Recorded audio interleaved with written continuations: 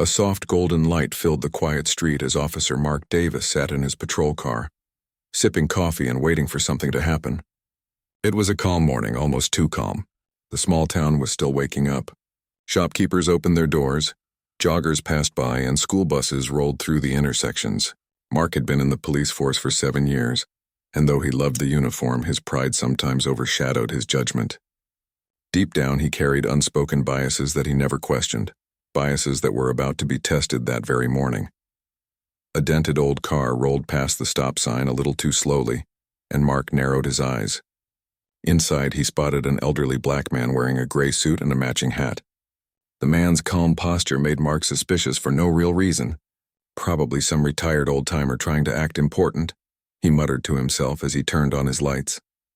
The siren chirped briefly and the old car pulled to the side. The driver rolled down his window halfway and greeted the officer with quiet respect. "Good morning, officer. Did I do something wrong?" Mark didn't like the man's calmness. "License and registration," he barked, ignoring the question.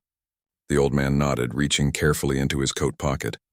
His movements were slow and deliberate, but Mark's hand hovered near his holster as if expecting trouble. The man's name was Elijah Carter.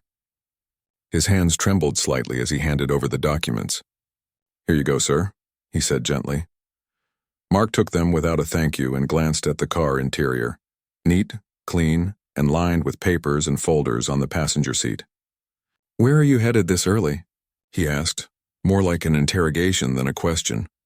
"I have an appointment at the community center," Elijah replied. "We're hosting a small event for some young students today." Mark smirked.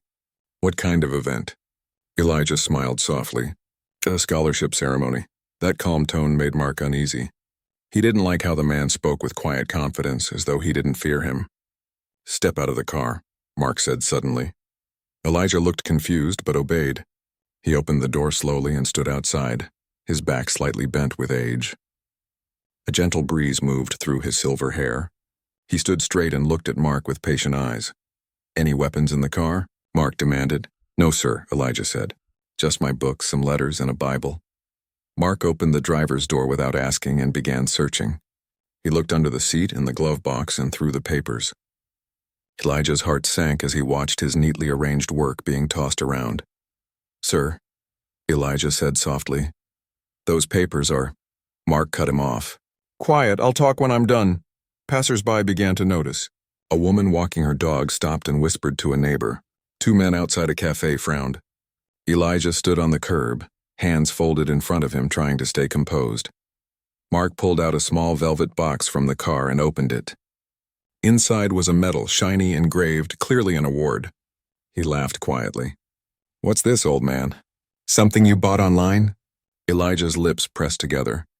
"That's from the governor's office," he said softly. "For community service," Mark shook his head. "Yeah, right," his voice was cold and dismissive. The older man took a deep breath and looked up at the sky, as though asking for patience. A second patrol car arrived. A young officer stepped out, looking uncertain. "Everything okay, Davis?" "Yeah," Mark said loudly. "Just checking a suspicious driver. Could be one of those scammers." The younger officer looked at Elijah and frowned. "He looks like he's 70, man." Mark ignored him and continued searching. He found a folder labeled Carter Foundation. Inside were dozens of letters, each beginning with "Dear Dr. Carter."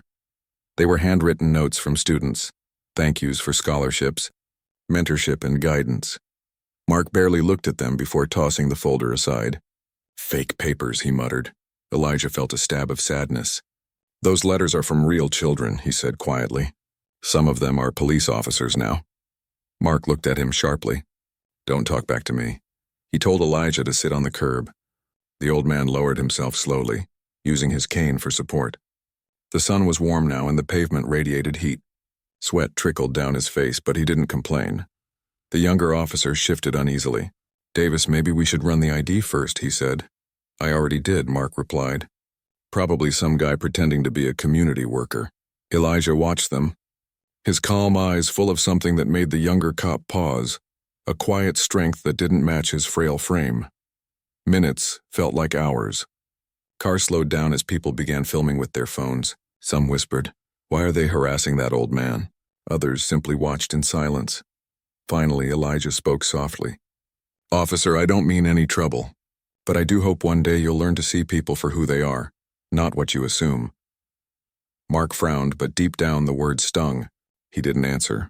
The younger officer bent down beside Elijah and whispered, "Sir, are you okay?" Elijah smiled kindly. "I'm fine, son. I've been through worse. The world still has good hearts."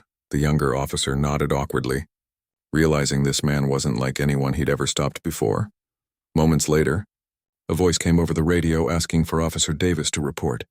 Mark responded quickly. "Still on the stop, possible ID check." When he hung up, Elijah looked at him and said, "You have a difficult job, son. I understand that. But authority doesn't mean you stop listening." Mark rolled his eyes, but his chest tightened for reasons he couldn't explain. Finally, the supervisor's car turned the corner. Captain Ramirez stepped out tall and calm, his presence commanding immediate respect. He looked from Mark to Elijah and asked, "What's going on here?" Mark straightened up. "Just a routine check, sir." The driver seemed suspicious. Ramirez took the ID from Mark's hand. The moment he read it, his face changed. His brows lifted and he looked at Elijah with sudden recognition. "Sir?" he said respectfully. "I didn't realize it was you." Mark blinked. "What do you mean?" Ramirez turned to him slowly.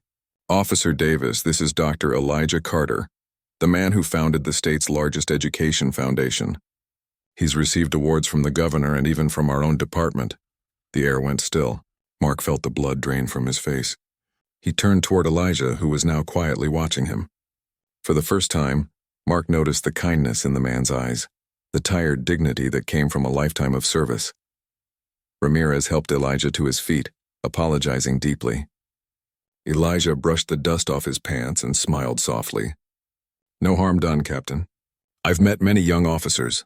Some learn fast, some learn slow, but all can change." Mark wanted to speak, but no words came out. Shame burned inside him. He remembered the folders, the medal, the letters he had thrown aside.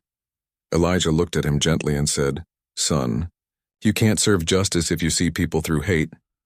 The sentence hit him harder than any punishment could. In that moment, the noise of the street faded, leaving only those quiet words echoing in Mark's heart. He stood there, watching as Captain Ramirez helped Elijah back into his car.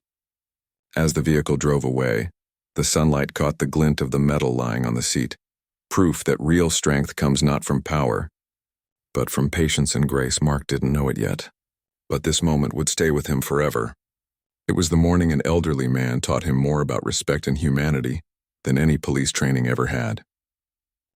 The afternoon sun was still shining brightly when Officer Mark Davis sat alone in his patrol car, staring at the steering wheel. His hands were still trembling slightly from the encounter that morning. The words of the old man, "You can't serve justice if you see people through hate," kept echoing in his mind.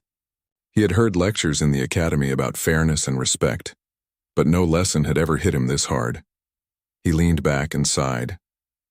He didn't understand why that man's calmness had affected him so deeply. Usually when someone argued with him or questioned his actions, he grew defensive. But Elijah Carter hadn't fought back. He hadn't raised his voice, not even once. He just stood there, gentle yet firm, like a teacher dealing with a stubborn student. Still, Mark tried to justify himself. "I was just doing my job," he thought. How was I supposed to know who he was? But deep down, he knew that wasn't true. He hadn't stopped Elijah because of any real suspicion. He stopped him because of a feeling, a wrong one.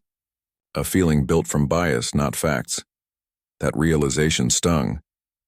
The next day, when he walked into the precinct, whispers followed him. News of the incident had already spread. Some of the younger officers looked at him with curiosity, others with disappointment. The department's social media feed had been flooded with clips from bystanders who had recorded the event. People were angry, but what surprised Mark most were the calm comments written under Elijah's name. Instead of anger, Elijah had posted a message that read, "Hatred can't heal hatred. Only understanding can." Those words sat in Mark's chest like a weight. Later that morning, Captain Ramirez called him into the office. The captain wasn't angry. He just looked tired. "Mark," he said quietly, "you made a mistake, but you have a chance to make it right." Mark nodded, ashamed. "I didn't mean to disrespect him, sir. I just didn't look close enough," Ramirez finished. "Dr. Carter called me today. He isn't pressing charges. but he wants you to attend one of his programs at the community center. He said it might help you understand things better. Mark blinked. He still wants to help me?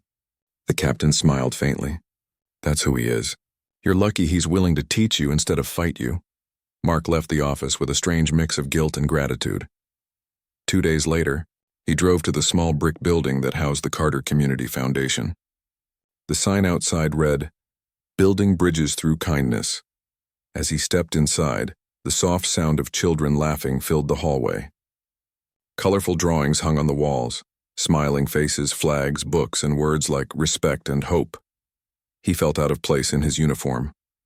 Everyone there wore casual clothes and friendly smiles. A woman at the front desk looked up and said, "You must be Officer Davis. Dr. Carter's expecting you." She led him to a wide room filled with chairs arranged in a circle. At the center stood the same elderly man he had humiliated. Elijah was talking to a group of teenagers about courage and forgiveness. His voice was calm, his tone gentle but strong. When Elijah noticed Mark standing in the doorway, he didn't pause. He simply smiled and said, "Everyone, this is Officer Davis. He's here to learn with us today." The room went quiet for a second. Then one of the kids, a boy around 16, raised his hand and said, "Is he the officer from the video?" Elijah nodded. "Yes, he is. And he came because he wants to understand, not to argue. That's a brave thing to do." The boy looked at Mark for a moment, then smiled slightly. "Okay." Mark sat down, unsure what to say. The session continued. Elijah spoke about empathy, how every person carries a story that others can't see. He talked about his own past, how he had marched in protests decades ago, how he had once been arrested for standing up for equal rights. "I don't hate anyone," Elijah said softly, "even the ones who hated me, because hate is a burden that eats the one who carries it." Mark listened quietly, feeling something shift inside him. He watched as the students asked questions, their faces full of respect for this gentle teacher. When one girl asked how he could stay calm in the face of disrespect, Elijah looked at Mark before answering. "I stay calm," he said, "because I know anger makes you forget who you are, but kindness reminds others who they could become." Mark lowered his eyes. He felt like those words were meant for him alone. After the session ended, most of the students left, chatting happily. Elijah walked slowly toward Mark, leaning on his cane. "I'm glad you came," he said with a warm smile. Mark nodded awkwardly. "I didn't know what to expect." "That's usually the first step," Elijah replied. "To admit you don't know." They sat down on 2 chairs near the window. Sunlight poured through, lighting up the room with a peaceful glow. "I was wrong, sir," Mark said quietly. "I judged you before even speaking to you properly. I treated you like a suspect instead of a human being. I don't have an excuse." Elijah looked at him for a long moment, then said, "You made a mistake, yes. But what matters is what you do after the mistake. Some people spend their lives defending their wrongs instead of correcting them. Don't be one of them." Mark nodded slowly.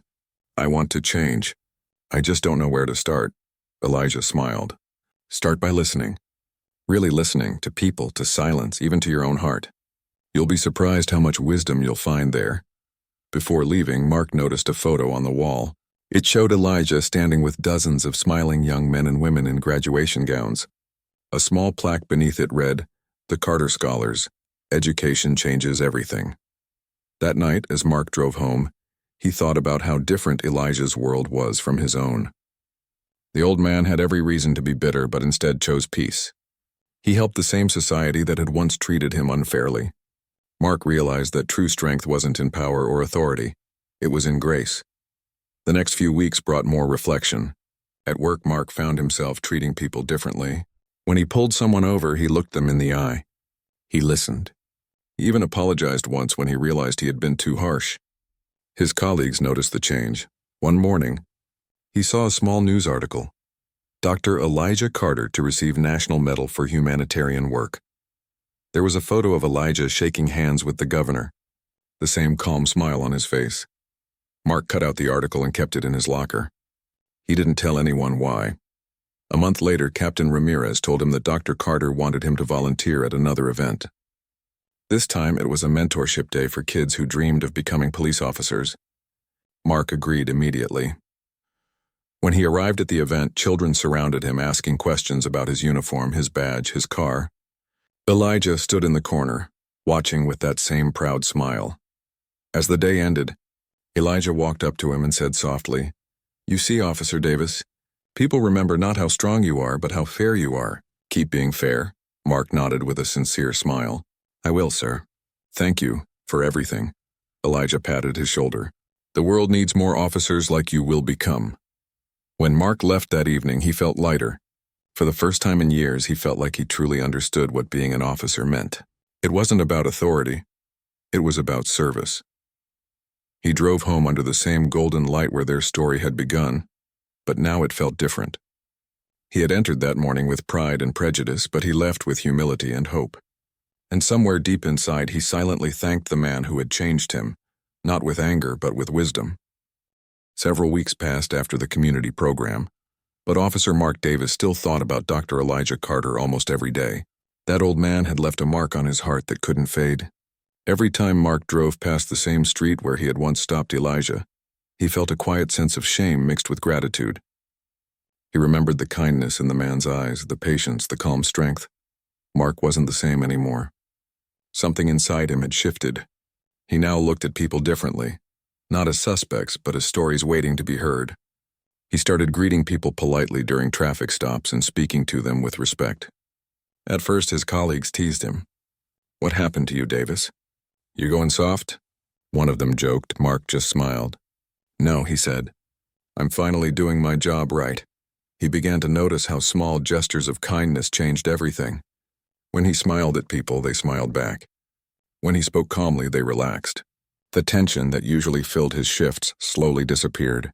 It amazed him how simple respect could turn a hostile moment into something peaceful. One morning, Captain Ramirez called him into the office again. "Got a request for you," the captain said, looking at his computer screen. "Dr. Carter is hosting a big charity event this weekend. He asked if you could volunteer for security detail." Mark didn't hesitate. "Yes, sir. I'd be honored." When Saturday came, Mark arrived early at the large community hall. It was decorated with colorful banners, student artwork, and photographs of smiling graduates, all of them supported by the Carter Foundation. A big banner read, "Celebrating 10 years of hope and education." The place buzzed with excitement. Families came in, students took pictures, and volunteers set up chairs. Mark stood near the entrance, scanning the crowd. He felt proud to be there, not as a cop enforcing rules, but as part of something good. Then he saw Elijah. The elderly man stood on stage wearing a dark blue suit and holding his cane. His smile lit up the room. When their eyes met, Elijah gave a small nod as if to say, "You kept your promise." Later, when the event started, Elijah walked to the podium. The audience grew silent. His voice, though soft, carried through the hall with power. 10 years ago, Elijah began, this foundation started with a dream, to help children who had talent but no support. Today we've given out more than 1,000 scholarships. Some of those students are doctors, teachers, engineers, and even police officers. Mark looked around. People were listening with admiration, but what touched him most was the humility in Elijah's words. The man never spoke about himself, only about others. Then Elijah's tone grew thoughtful. "But along this journey," he continued, "I've learned something deeper. It's not only about money or education. It's about changing hearts. True change starts when one person decides to see another not as an enemy, but as a human being." As he said that, he looked directly at Mark. For a moment, the hall seemed to go silent. Their eyes met again. A silent acknowledgement of that morning they both would never forget. After the speech, many people came forward to thank Elijah and shake his hand. Mark stayed near the back, giving the guests space. But soon Elijah waved him over. "Officer Davis," he called out warmly.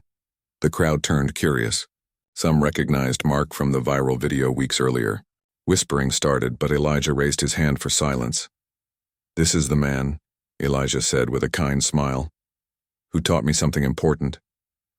That forgiveness is not weakness. It is courage." Everyone was quiet for a moment. Then Elijah continued, "We all make mistakes.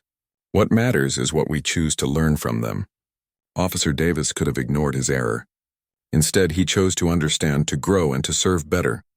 "That gives me hope." The audience began clapping. Mark felt heat rise to his face. He wasn't used to being praised, especially not by someone he had once wronged. He wanted to speak, but his throat tightened. Finally, he managed to say softly, "Thank you, sir. I'm the one who should be thanking you." Elijah smiled. "Then we'll both be grateful today." After the applause faded, Elijah invited Mark to sit with him at a small table near the stage. The old man seemed tired but content. "You've changed, son," he said, pouring 2 cups of tea. "I can see it in your eyes," Mark nodded. "You were right, sir. I used to think authority meant control. Now I see it's about compassion." Elijah chuckled. Compassion.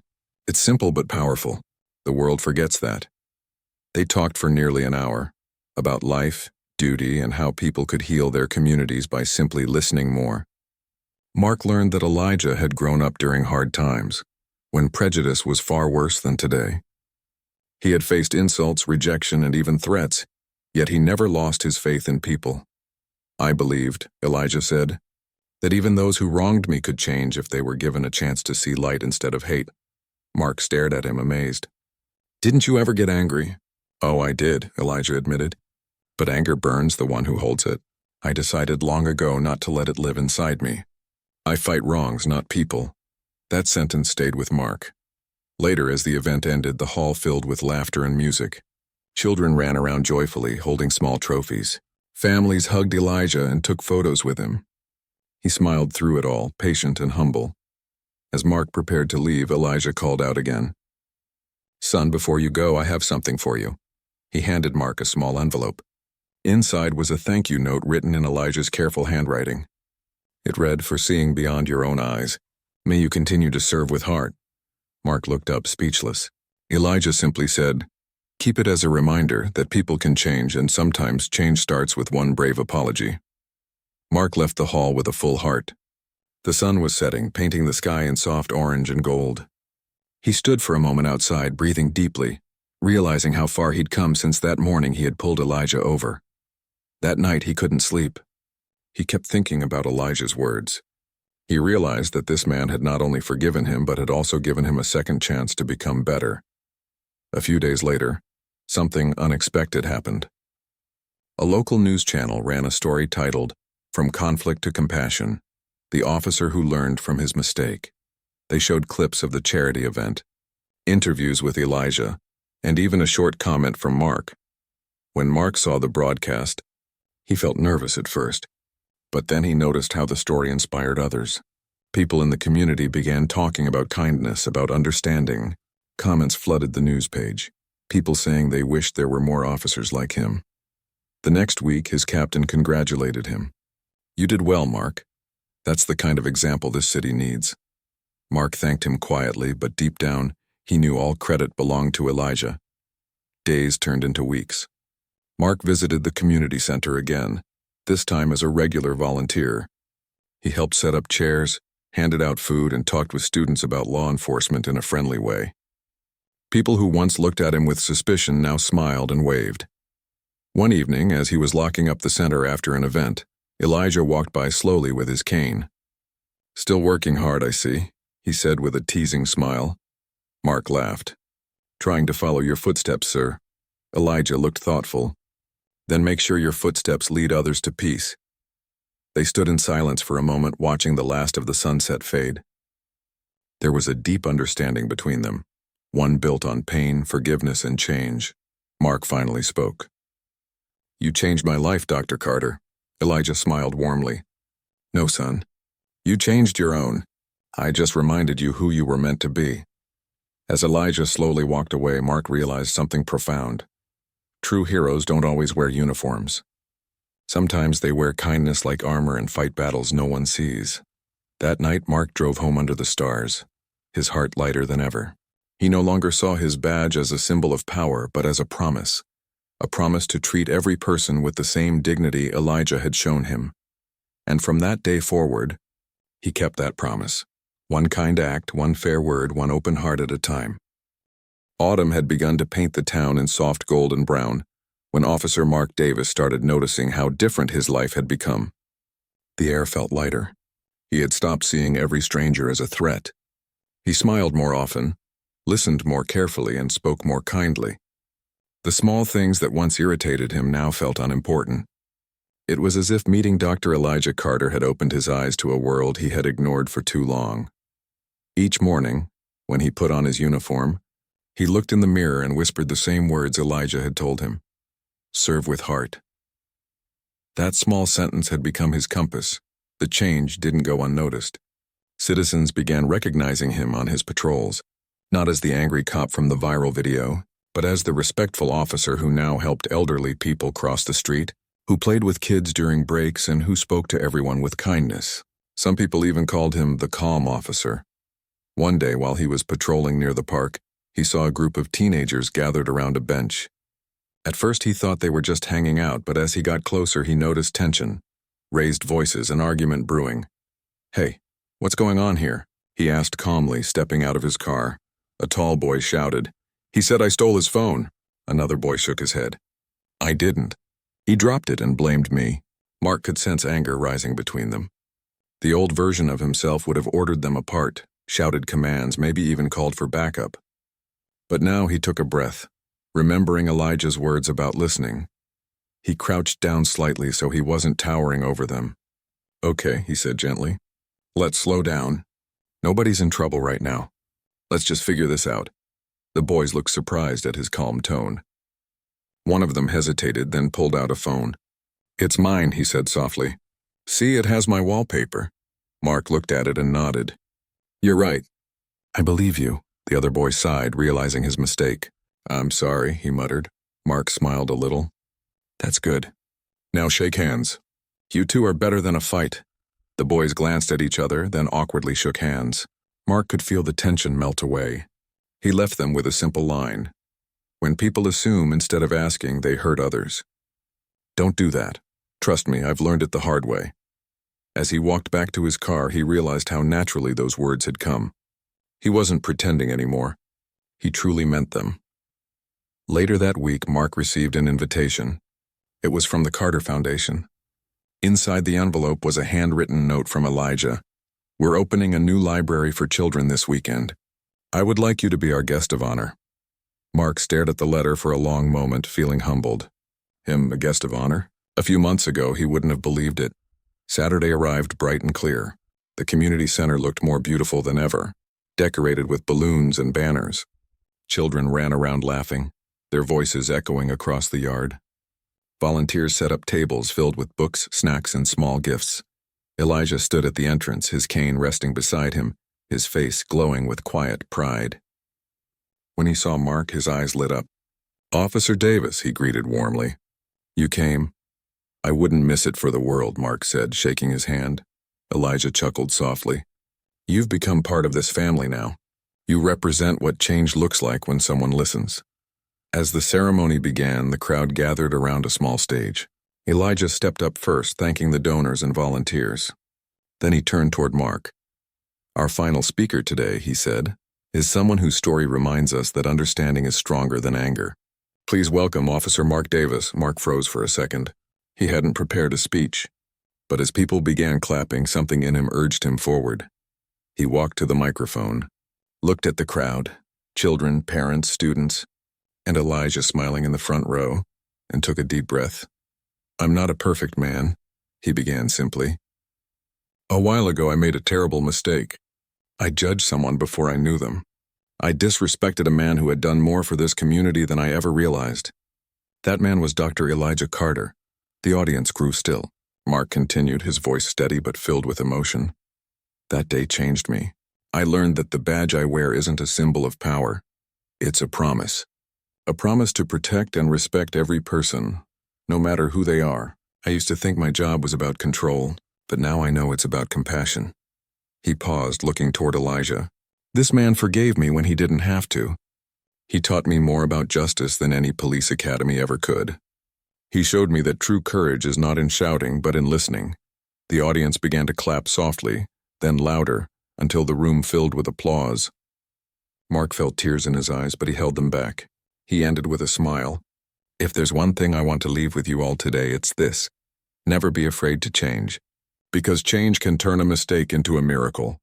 When he stepped down, Elijah rose slowly and embraced him. The old man's voice was barely above a whisper. "You've become the man I knew you could be." Mark smiled. Because you believed in me when I didn't deserve it." After the ceremony, they walked together through the new library. Sunlight poured through the tall windows, reflecting off rows of fresh books. Children sat on the floor reading aloud to each other. Elijah leaned on his cane and said softly, "This is what peace looks like, son. People learning, growing, forgiving." Mark nodded. "You built this, sir." "You made people believe again," Elijah chuckled. No, we built this. You, me, everyone who chooses understanding over anger." As the evening came, the crowd began to leave. Elijah sat on a bench outside, watching the children run across the yard. Mark joined him. The air smelled of autumn leaves and hope. "Do you ever get tired, sir?" Mark asked quietly. Elijah smiled faintly. "I get old, yes. But tired? No, when you do something meaningful, you don't get tired, you get grateful." They sat in silence for a while. The sky turned orange and pink. Then Elijah said, "Promise me something, Mark. Promise me you'll keep doing this, not just the work, but the heart work. Keep seeing people for who they truly are." Mark nodded deeply. "I promise." That night, as Mark drove home, he thought about the day's events. The laughter, the warmth, the hope. It all made him realize how far he had come. He had started as a man filled with assumptions and pride, but now he was someone who understood that real strength came from humility. At home, he placed Elijah's invitation letter on his desk beside the thank you note from before. He looked at them every day, reminders of how one moment of grace could change a lifetime of judgment. In the following weeks, Mark began visiting local schools, giving talks about respect and empathy. He told students about his experience, not to hide his past, but to teach from it. "We all make mistakes," he told them, "but what matters is whether we learn from them." The children listened with wide eyes, and some even hugged him afterward. Parents thanked him for being honest. The community started seeing him as a symbol of change, a reminder that even those who fall can rise again if they choose to do better. One evening, Mark received a phone call. It was Elijah's assistant. "Dr. Carter isn't feeling well," she said softly. "He asked for you." Mark's heart skipped a beat. He rushed to the hospital. When he entered the room, Elijah was sitting up in bed, weak but smiling. "Ah, my favorite student," he said with a small grin. Mark took his hand gently. "You scared me, sir," Elijah chuckled. "Old engines need rest sometimes." They talked for an hour, mostly about life and laughter. Before leaving, Mark said quietly, "I'm praying for you, sir." Elijah smiled. "Then I'm already blessed." As Mark stepped out of the room, he looked back once more. The old man sat peacefully, eyes closed, the same calm expression he'd worn the day they first met. And in that moment, Mark realized something. Elijah hadn't just changed his life. He had changed the hearts of everyone who had ever met him. Mark walked out into the cool night air, whispering softly to himself, "Serve with heart." He knew now that he would keep that promise, not just for Elijah, but for everyone who deserved kindness and respect in a world that often forgot what those words meant. The hospital room was quiet except for the gentle rhythm of the heart monitor. Outside, rain tapped softly on the window, turning the city lights into tiny reflections on the glass. Officer Mark Davis sat beside Dr. Elijah Carter's bed, holding a book that Elijah had loved. A collection of speeches about kindness and forgiveness. It had been 2 weeks since Elijah had been admitted. He was weaker now, but his spirit was still strong. Even in a hospital gown, he looked dignified. Every nurse who entered the room smiled warmly at him. He thanked each one by name, often telling them stories that made them laugh. That was the kind of man he was, always giving warmth even when he was the one who needed it most. Mark visited daily. He would come after his shift, sometimes in uniform, sometimes in casual clothes. They would talk about everything, life, people, and the small lessons that shaped a man's heart. Elijah liked to call those talks soul checkups. One evening, Mark brought a small potted plant and placed it on the windowsill. "You said you miss your garden," he said softly. Elijah smiled, his eyes bright. "You remembered." "I remember everything you taught me, sir," Mark replied. "Every word," Elijah nodded. "That's good. But remember, wisdom is not what you keep. It's what you share." Mark looked down, thinking of all the children and students he'd spoken to recently. "I'm trying, sir. I tell them your story. I tell them how one mistake can change a person, if they're brave enough to face it. Elijah chuckled quietly. Then you're doing well, son. That's how light spreads, and one candle at a time. Days turned into weeks. Elijah's health continued to decline, and the hospital visits became harder. One morning, Mark arrived to find Elijah asleep. The old man looked peaceful, his hands resting gently over his blanket. A nurse whispered, "He had a rough night, but he's resting now." Mark sat quietly by his side, flipping through Elijah's notebook that lay on the table. It was filled with quotes, prayers, and messages written in careful handwriting. On one page, he found a note that read, "When I leave this world, I hope people remember not my name, but the kindness I tried to plant." Tears welled in Mark's eyes. He closed the notebook and looked at the man who had changed his life. He realized how rare it was to meet someone who could transform anger into understanding and pride into humility. Later that day, Elijah woke up slowly. He smiled weakly when he saw Mark. "You again," he said softly. "Don't you get tired of seeing this old face?" Mark smiled back. "Never, sir. You're my favorite part of the day." Elijah laughed gently. "Flattery, but I'll take it." After a moment, his tone grew serious. "Mark," he said, "promise me something." "Anything, sir. When I'm gone, don't stop doing what we started. Keep building bridges. Don't let the world harden you again. People will forget kindness quickly and remind them." Mark nodded, his throat tight. "I promise." Elijah's hand squeezed his gently. "Good, then I can rest easy." That evening, the rain grew heavier. The sound filled the quiet room like a lullaby. Mark stayed until visiting hours ended, then whispered, "Good night, sir. I'll be back tomorrow." The next morning, his phone rang early. It was Captain Ramirez. His voice was calm but heavy. "Mark, Elijah passed away early this morning." The words hit like thunder. For a moment, Mark couldn't speak. He felt an ache in his chest. Not just sadness, but the emptiness that comes when you lose someone who guided your soul. Later that day, he drove to the hospital to collect Elijah's belongings. The nurse handed him a small box containing the old man's Bible, his notebook, and his glasses. Inside the Bible was a folded letter with Mark's name written in neat handwriting. With trembling hands, he opened it. "Dear Mark, if you're reading this, I've gone where pain can't reach. Don't be sad for me. Be proud of how far you've come. You learned the most important lesson there is, that love and respect are the truest forms of strength. Keep serving people, not just with your badge, but with your heart, and whenever you doubt yourself, remember this. I saw goodness in you even when you couldn't. Keep it alive." Elijah Carter. Mark pressed the letter to his chest. For the first time in years, he let the tears fall freely. The funeral was held a week later at the same community center where their friendship had begun. The hall was filled with hundreds of people, students, teachers, officers, and families who had all been touched by Elijah's kindness. A banner at the front read, "Celebrating the life and legacy of Dr. Elijah Carter." As the ceremony began, people shared stories, how Elijah had paid for a student's education, how he had helped families find homes, how he had guided young officers to choose empathy over anger. Every story carried the same theme. This man had changed lives not with power but with kindness. When it was Mark's turn to speak, he walked slowly to the podium. The room was silent. His voice trembled at first but then grew strong. "I met Dr. Carter on a day I wish I could erase," he said. "A day I let my pride and prejudice control me. But instead of anger, he gave me understanding. Instead of hate, he showed me grace. He didn't punish me, he taught me. And that teaching became my second chance." He paused, taking a deep breath. This man was more than a hero. He was a light. And he didn't just change me, he changed this city. Mark looked up, holding the letter in his hand. "He once told me that when a man's heart changes, the world around him starts to change too. I see that truth every day now."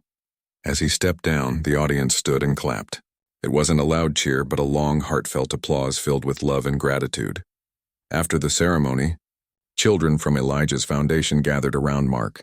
A little girl tugged his sleeve and said softly, "Officer Davis, Dr. Carter said you're his best student." Mark smiled with wet eyes. "He taught me more than any school ever could." The days that followed were quiet but meaningful. Mark kept Elijah's photo on his desk at the police station. He placed the old man's notebook in his patrol car. Beside the radio, a silent reminder of the lessons he carried. He started a small reading program in Elijah's name, where officers and community members read books to local children together every Saturday. They called it Carter's Corner. Each session began with the same phrase: "Respect is free, give it generously." Years passed, but Elijah's influence never faded. The city honored him by renaming the community center the Elijah Carter Hall of Hope. On the opening day, Mark stood proudly beside the new sign, surrounded by students, teachers, and fellow officers as cameras flashed. A reporter asked him, "Officer Davis, how did Dr. Carter change your life?" Mark smiled softly. "He didn't change just my life. He changed my heart, and that's harder but far more powerful." Later, as the sun dipped low and people began to leave, Mark stood alone for a moment by the garden outside the center. The wind rustled through the trees, and he thought he heard Elijah's voice in his memory saying, "Serve with heart," he whispered back, "always." "Sir?" "Always." Walking toward his car, he saw a young officer helping an old man across the street. The sight made him smile. It was proof that Elijah's lessons had spread far beyond one moment or one mistake. Before driving away, Mark looked at the sky glowing orange and pink. "Thank you, Dr. Carter," he whispered, "for teaching me how to see people, not colors. For teaching me what real strength means." And as he started the engine, he felt peace. A deep, quiet peace that told him he was living exactly as Elijah had hoped he would. The man who had once been blind to kindness had now become one of its keepers. The rain had stopped. The world was calm, and somewhere in that stillness, Mark believed the old man was smiling, proud of the lesson that had turned a simple traffic stop into a lifelong story of redemption, forgiveness, and hope.